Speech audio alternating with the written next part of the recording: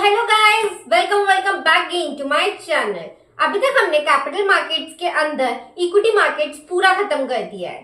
ठीक है गाइस, जैसे कि आप जानते हो गाइस, हमारे कैपिटल मार्केट्स के अंदर दो चीजें आती है, इक्विटी मार्केट्स और डेट मार्केट्स। अब हम लोग डेट मार्केट्स पढ़ने वाले हैं। डेट मार्केट्स के अंदर अगर हम सोचते हैं ना कि सिर्फ बॉन्ड बॉन्ड बॉन्ड यही होता है डेट मार्केट्स, तो हम बहुत गलत सोचते हैं, क्योंकि डेट मार्केट सिर्फ बॉन्ड्स नहीं, उसके भी अलावा भी बहुत सारी फिक्स्ड इनकम सिक्योरिटीज होती हैं, जिसके बारे में हम आज जानेंगे। So guys without a do let's begin. तो गाइज सबसे पहले जो आपके डेट ऑफरिंग्स के अंदर कोई भी चीज आती है ना, वो होती है बॉन्ड्स। यार बॉन्ड्स के बारे में हमने बहुत सुना है ये, लेकिन ना समझना हमारे लिए थोड़ा डिफिकल्ट हो जाता है, क्योंकि इंडिया में ना ये वाली मार्केट इमर्जिंग है, अभी ना डेवलप नहीं हुई है अच्छे से, जैसे कि यूएसए में और उधर है। तो हम लोगों के लिए ना ये वाली चीज को थोड़ा समझना इसलिए डिफिकल्ट हो जाता है। तो मैंने भी थोड़ा टाइम लिया था ये सब चीजें समझने के लिए। पर गाइस डेट ऑफरिंग्स बहुत ज्यादा इफेक्टिव होती है हम लोगों के फर्म्स के लिए। तो ओनली रीजन बीइंग इन लोगों को टैक्स बेनिफिट्स मिल जाते हैं डेट ऑफरिंग्स के ऊपर, बॉन्ड्स के ऊपर, है ना। तो फिर इसलिए वो बहुत फायदेमंद रहता है। तो सबसे पहले जानते हैं कि हम लोगों का बॉन्ड्स आखिर होता क्या है। बॉन्ड्स यार एक फिक्स्ड इनकम इंस्ट्रूमेंट होता है, जहां पे हम लोगों की कंपनीज होती है या फिर हम लोगों की जो गवर्नमेंट होती है पब्लिक से पैसा लेती है और इन रिटर्न उनको एक सर्टिफिकेट देती है, बॉन्ड सर्टिफिकेट, जहां पे बोला जाता है कि आपके जो भी टर्म्स एंड कंडीशंस है मेंशन किए जाते हैं और वहां पे बताया जाता है कि आपका किस टाइप का बॉन्ड है, आपको कब कब कूपन मिलने वाला है, और फिर आपके मैच्योरिटी डेट पे हम लोग आपको आपका पूरा अमाउंट वापस भी कर देंगे। लेट से 100 रुपीज का आपका बॉन्ड है तो आपको 100 रुपीज लास्ट में जाके मिल जाएगा, प्लस आपको सारे के सारे फ्रीक्वेंसीज पे कूपन भी मिलेगा। तो इस टाइप का आपका इंस्ट्रूमेंट होता है बॉन्ड। ठीक है, अब यार आप ये सोच रहे होगे कि बॉन्ड आखिर हम लोगों की कौन सी वाली सिचुएशन में सबसे ज्यादा आइडियल रहता होगा। तो यार जब भी आप बैंक लोन लेने के बारे में सोच रहे हो लेकिन आपको बहुत बड़ा लोन चाहिए, तो यार हो सकता है कि आपको बैंक से इतनी जल्दी लोन नहीं देंगी, तो आप ना उस टाइम पे क्या कर सकते हो, पब्लिक से पैसा उठा सकते हो, राइट। तो आपके लिए ये वाली चीज बहुत ज्यादा फायदेमंद हो सकती है। इस वाले सिनेरियो में बहुत ज्यादा आइडियल हो जाता है हमारे लिए बॉन्ड, और इसकी ना बहुत बड़ी मार्केट होती है, तो आपके लिए रेज करना भी थोड़ा इजी हो जाता है। ठीक है, और लोअर कॉस्ट ऑफ डेट, जैसे कि मैंने आपको बताया, आपको टैक्स बेनिफिट्स मिलते हैं बॉन्ड्स पे, तो ये वाली भी एक बहुत ज्यादा फायदेमंद चीज होती है हम लोगों के फर्म के लिए। इन सब चीजों की वजह से कोई भी फर्म बॉन्ड्स इशू करना प्रेफर करता है। सेकंड होता है आपका सेक्यूरिटाइजेशन। सेक्यूरिटाइजेशन को मैं अगर आपको सिंपल वर्ड्स में समझाऊं ना, तो आपको जो भी चीजें रिसीव होने वाली थी, ठीक है, लेट से आपने एक लोन दे रखा है किसी को, तो आपको उसकी ईएमआई आने वाली है, राइट। तो वो जो आपकी ईएमआई आने वाली है, कुछ रिसीव होने वाला है, आप उस चीज के ऊपर, उस रिसीवेबल के ऊपर किसी और को, दूसरे को लोन दे दो। That is in simple words called securitization. इस वाली चीज को मैं आपको बहुत अच्छे से नेक्स्ट एपिसोड्स में एक्सप्लेन करूंगी, क्योंकि वहां पे हम लोग थोड़ा इन डेप्थ पढ़ने वाले हैं। एंड जस्ट अ डिस्क्लेमर, सेक्यूरिटाइजेशन यार थोड़ा समझना डिफिकल्ट लगता है स्टार्टिंग में, because it's a new topic. क्योंकि जब मैं अपने सीएफए लेवल 1 में भी ये वाली चीज सीख रही थी ना, मुझे भी थोड़ा इरिटेशन मच गया था, यार ये क्या है, क्यों पढ़ रही हूँ। बट ठीक है, एक बार आप समझ लेंगे ना तो इतना ज्यादा डिफिकल्ट नहीं लगता है। So guys we will continue with the securitization thing in the next episode. ठीक है, अब से नंबर 3 पे आता है आपका लोन सिंडिकेशन। जब आप एक बैंक से, फाइनेंशियल इंस्टीट्यूशन से लोन लेने की कोशिश करते हो और आपका लोन का अमाउंट बहुत ह्यूज होता है, तो बहुत सारे बैंक्स और फाइनेंशियल इंस्टीट्यूशंस मिलके आपको एक लोन ऑफर करेंगे, उसी को ही कहते हैं हम लोन सिंडिकेशन। ठीक है गाइस, अब हम हर एक चीज के बारे में थोड़ा और डिटेल में समझने की कोशिश करते हैं। तो गाइस हम आगे बढ़े उससे पहले आप मेरे को ये बताइए, बॉन्ड इंडेंचर क्या होता है? What is bond indenture? Comment down कर दीजिए। ठीक है guys, so now move on to the very important question कि यार आप एक कंपनी हो तो आप बॉन्ड्स क्यों इशू करना चाह रहे हो? आप सिंपली लोन लेके काम खत्म क्यों नहीं कर रहे? क्योंकि यार जहां पे भी पब्लिक इन्वॉल्व रहती है, क्योंकि आप पैसे पब्लिक से रेज कर रहे हो अंडर बॉन्ड्स, राइट, तो बहुत ज्यादा हैसल्स बढ़ जाते हैं, लीगल फॉर्मेलिटीज बढ़ जाती है। तो आखिर ऐसा क्यों है कि हम लोगों की कंपनीज बॉन्ड्स ज्यादा प्रेफर करते हैं व्हेन कंपेयर टू लोन्स? तो चलो जानते हैं। पहला, लोअर कॉस्ट ऑफ डेट। यार इसमें क्या होता है ना कि आप लोगों का जो कंपनी होती है वो डायरेक्टली पब्लिक से मिल पा रही है, बीच के इंटरमीडिएरीज कट गए, तो आपकी जो कॉस्ट होती है ना रेज करने की बॉन्ड्स या फिर डेट, वो बहुत कम हो जाती है। तो इस वे में हम लोगों की कंपनीज को काफी प्रॉफिट हो जाता है। तो अगर हम इसी चीज को ना कंपेयर करते हैं हम लोगों के बैंक लोन से, ठीक है, तो हम लोगों का कॉस्ट ऑफ डेट कैसे कम होता है, लेट्स ट्राई टू अंडरस्टैंड। तो गाइस अगर आप एक चीज नोटिस करोगे, अगर आप एक बैंक को, आपका मॉडल क्या होता है कि यार आपको सस्ते में किसी से डिपॉजिट करवाने हैं पैसे, उसको थोड़ा सा आप इंटरेस्ट दे दोगे, प्लस महंगे में आपको बेचना है वो वाले पैसों को किसी को जिसको नीड है, right? This is the bank model. अब यार इस वाले पूरे के पूरे सिनेरियो में हमारा बैंक तो मार्कअप रखेगा गाइस, थोड़ा परसेंटेज आपका कहीं ना कहीं लॉस मेक होगा जब आप लोन की तरफ जाओगे, क्योंकि आपको इंटरेस्ट या फिर आपकी फीस उतनी ज्यादा बढ़ जाएगी। व्हेन कंपेयर्ड आप अगर इधर से इशू करते हो तो डायरेक्टली आप पब्लिक के साथ रिलेट कर दो तो आपका कॉस्ट डेट कम हो जाता है, ठीक है? सिमिलरली अगर आप इसको दूसरे वे में समझना चाहो तो ऐसे भी समझ सकते हो कि बैंक आपको आपका डिपॉजिट जो आपने बैंक अकाउंट में रख रखा है उसके लिए 5% का इंटरेस्ट दे रही है। यहीं पे अगर कंपनी आपको 7% देने लग जाए तो यार ये तो विन विन सिचुएशन है ना दोनों के लिए।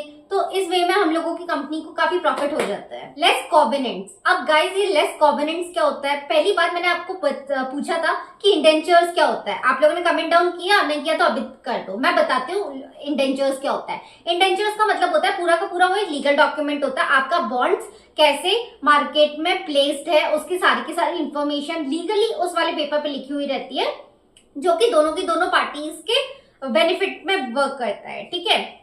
और तो इंडेंचर गाइस आप लोगों का एक लीगल फॉर्मेट होता है, लीगल पेपर होता है जहां पे आपके बॉन्ड के सारे जो भी टर्म्स एंड कंडीशंस होंगे वो मेंशन्ड रहेंगे, ठीक है? उसको ही कहते हैं हम डेट इंडेंचर। अब हम लोगों का कॉवेनेंट क्या होता है? यार कॉवेनेंट का मतलब होता है ना बहुत सारे रेस्ट्रिक्शंस लगाना चाहते हैं हम लोगों की पब्लिक कंपनी के ऊपर कि उसके पैसे ना डूबे, राइट? इसी हम चीज को बोलते हैं कॉवेनेंट। कॉवेनेंट कभी कभी पॉजिटिव भी होते हैं, कभी कभी नेगेटिव भी होते हैं। जैसे नेगेटिव कॉवेनेंट में हो गया आपका कि कंपनी के ऊपर रेस्ट्रिक्शन लगा दिया जाएगा कि आप डेट टू इक्विटी रेशियो इस लेवल से कम नहीं कर सकते या फिर इससे ज्यादा नहीं कर सकते। तो इन सब चीजों में क्या होता है हम लोगों की कंपनी ना बहुत ज्यादा फंस जाती है और उसको उसी वे में बिहेव करना पड़ता है जैसे कि कॉवेनेंट हो। तो इसीलिए गाइज हम लोगों का जो डेट कॉवेनेंट्स बनाए जाते हैं ना वो हम लोगों के पब्लिक को हेल्प करने के लिए ही बनाए जाते हैं, ठीक है?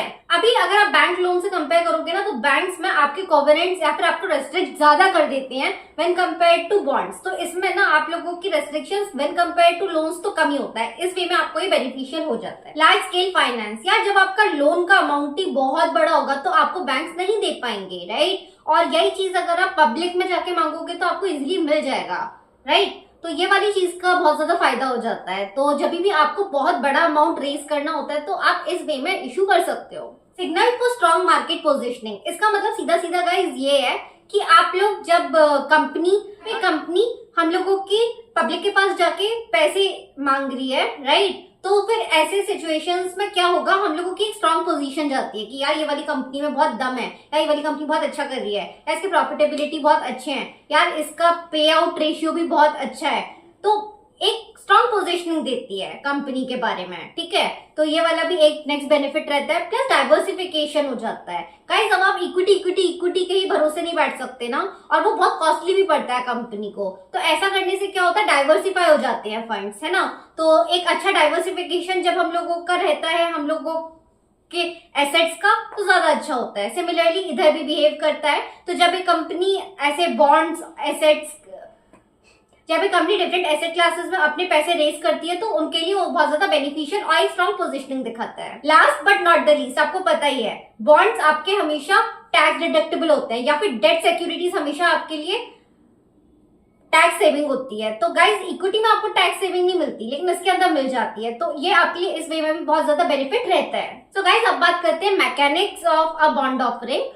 तो गाइस ये काफी ज्यादा सिमिलर होता है हम लोगों के आईपीओ वाले की तरह। सो बेसिकली इधर क्या होता है हम लोग सबसे पहले हायर करते हैं एडवाइजर को, फिर असेंबल करते हैं सिंडिकेट को, फिर क्रेडिट रेटिंग एजेंसी आती है, फिर कॉन्टैक्ट इन्वेस्टर्स आएंगे, नंबर 5 पे बुक बिल्डिंग होगी, नंबर 6 पे अंडरराइटिंग और सेलिंग होगी, और नंबर 7 पे स्टेबलाइज किया जाएगा इस पूरे प्रोसेस को। तो जब भी बॉन्ड ऑफरिंग की जाती है गाइस तो आप लोग सबसे पहले ना बहुत सारे एडवाइजर्स, लीगल एडवाइजर्स हो गए या फिर क्रेडिट एडवाइजर्स हो गए, इकोनॉमिक एडवाइजर्स हो गए, बहुत सारे एडवाइजर्स को कलेक्ट करने की कोशिश करेंगे। और एक बार आपने उन लोगों को कलेक्ट कर लिया फिर उसके बाद आप नेक्स्ट स्टेप क्या करेंगे ना, आप अपना एक सिंडिकेट बनाएंगे, ठीक है? एक पूल बनाएंगे। इसके बाद हम लोग एक क्रेडिट रेटिंग एजेंसी को हायर करेंगे। अब यार ये क्रेडिट रेटिंग एजेंसी हम लोगों को क्यों चाहिए? यार हम लोगों का जो बॉन्ड हम इशू करने का सोच रहे हैं उसकी रेटिंग क्या होती है ये हमको जानना बहुत जरूरी है। मैंने आपको क्रेडिट रेटिंग एजेंसी के बारे में फिलहाल अभी बताया नहीं है, but surely I will speak to you about credit rating agency as well in the coming episodes, ठीक है। तो हम लोग क्रेडिट रेटिंग एजेंसी में कैसा होता है, ट्रिपल ए का बॉन्ड जो होता है आपको एकदम सबसे हाईएस्ट रैंकिंग का होता है, तो इसका मतलब होता है कभी डिफॉल्ट नहीं करने वाला, ठीक है। तो यार अगर आपकी रेटिंग्स अच्छी होंगी तो पब्लिक को एक अच्छा मैसेज देती है कि यार हम लोगों को इसमें इन्वेस्ट करना चाहिए। तो हम लोगों को क्रेडिट रेटिंग एजेंसी की जरूरत पड़ेगी कि वो बताए कि यार एग्जैक्टली हम लोग कहाँ पे स्टैंड करते हैं। नेक्स्ट हम लोग एक बार ये सब चीजें पता चल गई तो इन्वेस्टर्स को 1-to-1 जाके मीटिंग जैसे हम लोग आईपीओ में करते थे सिमिलरली इधर भी करेंगे, और फिर हम जब हम इन्वेस्टर्स के साथ मीटिंग कर रहे हैं तो हम बुक बिल्ड कर लेंगे कि किस अमाउंट पे कौन सी ऑफरिंग हम दे सकते हैं। ऐसे करके हम लोग ऑफरिंग्स डिसाइड करेंगे। जब हम लोगों का डिसाइड हो गया है कि हम लोग किस प्राइस पे बॉन्ड को ऑफर करने वाले हैं, ये सब चीजें जब हमारी बुक बिल्डिंग के अंदर डिसाइड हो ही गई है तो हम लोग अंडरराइट कर देंगे और सेल कर देंगे शेयर्स को, ठीक है। आपको पता है हम लोगों का इन्वेस्टमेंट बैंक अंडरराइटर की तरह वर्क कर रहा है, मैंने स्टार्टिंग में ही बताया था, राइट। ये सब चीजें होंगी और फिर एक बार हम लोगों ने जब सब कुछ सेल कर दिया तो यार हमको स्टेबलाइज करना ही पड़ेगा। जैसे हम लोगों ने अब भी इक्विटी के बारे में डिस्कस किया था, बहुत ज्यादा हाई हो गया तो भी दिक्कत, बहुत ज्यादा कम हो गया तो भी दिक्कत, इसको स्टेबलाइज किया जाएगा और इस वे में आप लोगों के बॉन्ड्स को ऑफर किया जाता है। नेक्स्ट वाली हम लोग एपिसोड में गाइस टाइप्स ऑफ बॉन्ड्स के बारे में जानेंगे, ठीक है। आप टाइप्स ऑफ बॉन्ड्स के बारे में थोड़ा पढ़ लीजिएगा। स्टेप अप बॉन्ड्स क्या होता है, फिक्स्ड रेट बॉन्ड्स क्या होता है, वेरिएबल क्या होता है, एसेट बैक्ड सिक्योरिटीज क्या होता है। So we are gonna learn about all of it and guys I am just so happy. इसके बाद हम लोगों का कैपिटल मार्केट्स डेट खत्म करते ही हो जाएगा and then we will again go back to the few other things which are there, क्योंकि हम लोगों ने डिसाइड किया था ना कि इन्वेस्टमेंट बैंक क्या क्या काम करती है, हम उसको थोड़ा डिटेल में समझने की कोशिश करेंगे। मुश्किल से आई गेस 3-4 और वीडियो बनेंगी और फिर हम लोगों का पूरा इन्वेस्टमेंट बैंकिंग वाला पार्ट खत्म। Oh my God I am just so happy. एक बार ये वाला चीज खत्म हो ही गई है तो हम लोग अपना एक्सेल फॉर्मूलेज पे वर्क करना शुरू करेंगे या फिर हम लोग फाइनेंशियल मॉडलिंग शुरू कर देते हैं। आप बताइए हमें क्या शुरू करना चाहिए, हम वही नेक्स्ट मॉड्यूल में शुरू करते हैं। I will see you guys in the next video, till then take care guys. अपने उस फ्रेंड को जरूर भेज देना जो इन्वेस्टमेंट बैंकिंग के अंदर बहुत ज्यादा इंटरेस्ट रखता है, और वीडियो अच्छी लगी तो प्लीज कमेंट कर दो यार, मेरे को भी थोड़ा मोटिवेट कर दिया करो और लाइक जरूर करना। I will see you guys in the next video, till then take care, bye bye.